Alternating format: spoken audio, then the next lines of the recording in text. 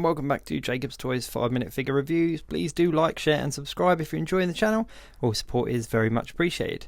So today we are going to look at Marvel Legends Maestro. Now, we kind of all knew that this figure was eventually going to come. We've had Red Hulk, Grey Hulk, we've had a couple of different versions of Green Hulk, and now of course we've got Maestro. Now this is a deluxe release, so obviously it doesn't come as part of a wave. The box got some nice artwork on the back, and it simply says Maestro. Driven insane by excess radiation, the Maestro wields Bruce Banner's intelligence and the Hulk's strength to rule a dystopian realm of the future.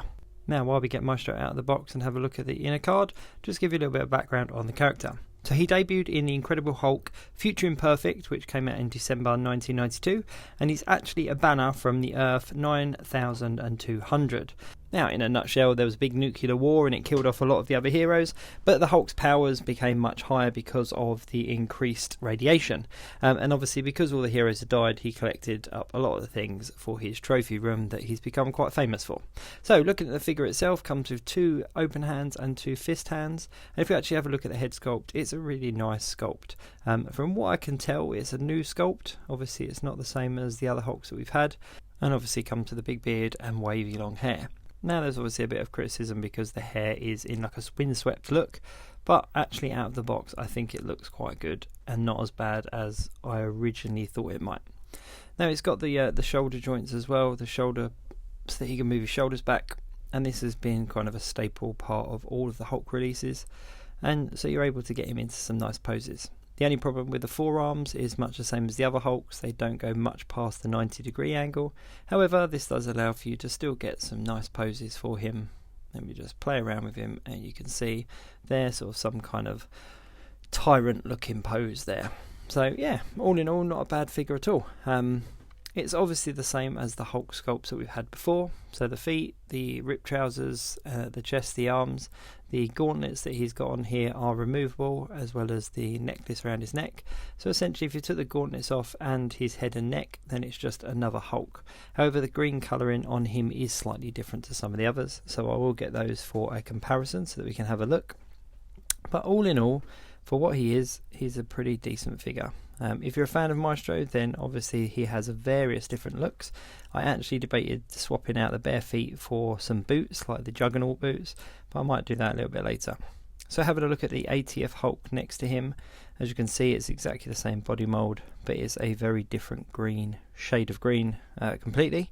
So they do stand out as different figures, even though they are pretty much exactly the same mould. So you wouldn't be able to swap the heads about, but then again you wouldn't need to because they are the same apart from the colour of their trousers.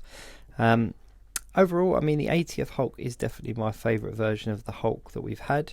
However, let's have a look at him next to the San Diego Comic-Con exclusive retro carded Hulk.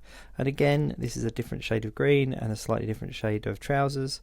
But you can see that all 3 of them look slightly different to each other. With the Maestro figure, there is a little bit more shading on the green as well, so there's kind of some darker greens, almost greys in there as well that do look quite nice. And if you look at him next to the Grey Hulk, again, even though they're the same mould, they do look like very different figures. At the end of the day, when you've got Hulk figures, Hulk characters, and you've got a good Hulk sculpt, of course you're going to see it reused, which I'm not too fussed about.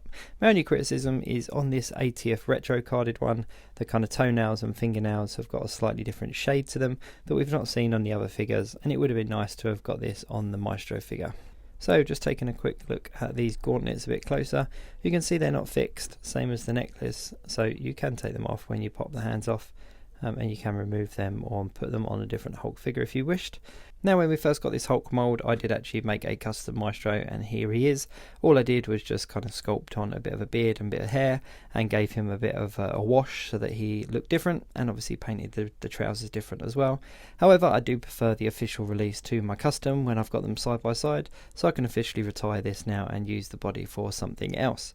Now, my only criticism, I suppose, would be, as it is a deluxe release, it would have been really nice if the guys at Hasbro had included a couple of trophy room things, like a Captain America shield and an Iron Man helmet maybe, or some weapons, just so that we could kind of build them up around him and not have to raid our fodder boxes. However, not a massive thing, so he is a good figure and I'm very pleased to have him in my collection.